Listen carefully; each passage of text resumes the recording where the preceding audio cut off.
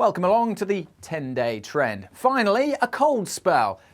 Well, I say spell, it's barely even a snap. A cold snapette, because although it will be much colder on Thursday, by Friday temperatures will be back on the rise. The weekend promises a fairly mixed picture, as we'll see in a moment, but it won't be as lively as last weekend.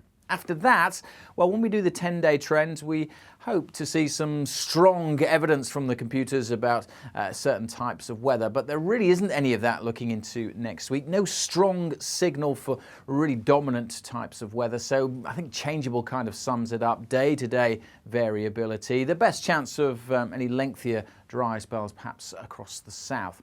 More on that in a moment. First of all, let's concentrate on the next 24 hours, because quite a shock to the system is happening out there at the moment. We've got a cold front swinging across the country, but it's as this next weather front drives southwards that we'll really start to feel the difference on Thursday.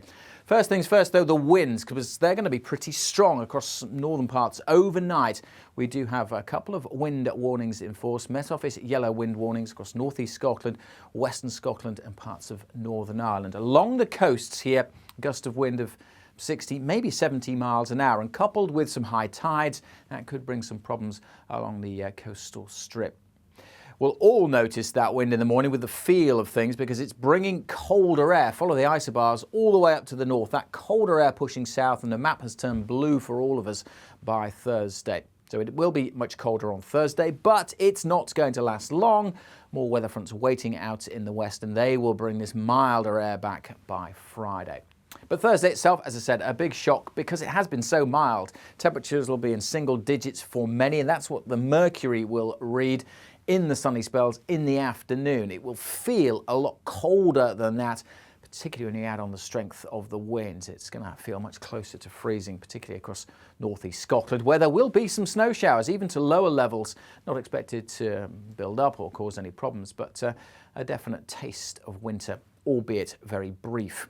It'll be turning quite cold quite quickly on Thursday evening, but behind me, that next weather system is already showing its hands. Now, this will bring wet weather in during Thursday night, hitting the cold air for a time.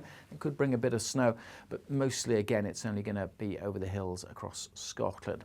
And then the next weather front moves in. This will bring some rain, but I really want to show you the change in temperature first of all, because the map by the end of Friday has again switched. The blue colours disappearing, much milder air spreading in by the end of Friday, and so temperatures will be back up by then. Into the weekend, and this weather front will be quite a key player. On that warm front, though, there will be quite a bit of rain around on Friday, and that could cause some problems after what has been a very wet week in western Scotland.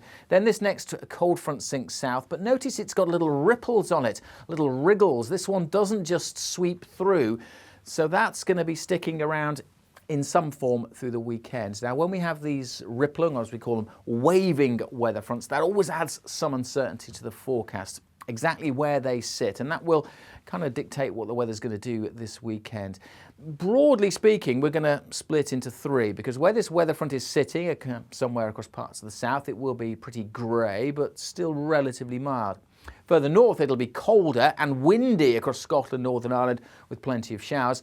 And then somewhere in between, we should have a sweet spot, if you like, dry and bright weather across parts of Northern England, North Wales, where we should see some good spells of sunshine. But as I said, it all depends on the position of that weather front. There is some uncertainty, so if you've got plans this weekend, make sure you stay up to date with the forecast over the next couple of days. Beyond that, well, that weather front will finally fizzle out through Sunday. A ridge of high pressure kind of sits in, high pressure down to the southeast, but then another low comes in as we go into Monday. So it's a kind of a repeat performance. This one again bringing milder air back up across the whole of the country with brisk southwesterly winds and weather fronts bringing some outbreaks of rain, especially across the north. So there will be a bit more wet weather around early next week. Let's take a look high in the atmosphere at the jet stream, because this is the pattern for the jet stream into the early part of next week. It's in a fairly classic position, really, ambling across the Atlantic. There is a bit of a dip in it, but it's not particularly strong, not particularly active, and mostly towards the northern half of the UK. So it's a fairly typical setup for this time of year, for November. And it's going to bring fairly typical November weather, we expect.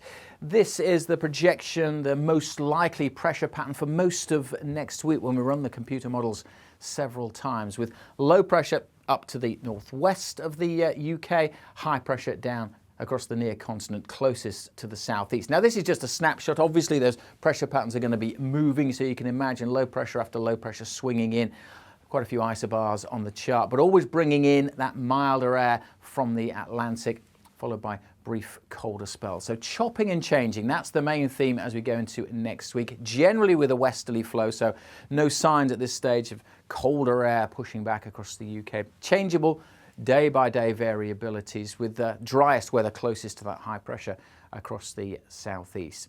If you really need to know the details for the weather next week, then make sure you stay tuned to the Met Office. Best way to do that, of course, is to download our app, or of course, you can always follow us on social media.